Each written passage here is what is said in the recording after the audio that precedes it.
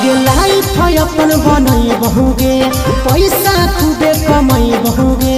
तोरा से दूर चला जाई बहुगे, कबो न लौट के बहुगे।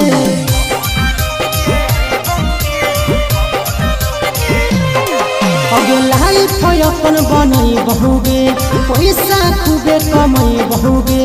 तोरा से दूर चला जाई बहुगे, कबो न लौट के बहुगे।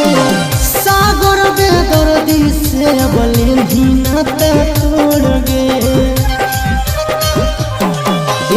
अखिया में लोर गे, अब नहीं तो तोड़ गे, जहियो छोड़ी कमाए लगे लोर गे, देही अखिया में लोर गे,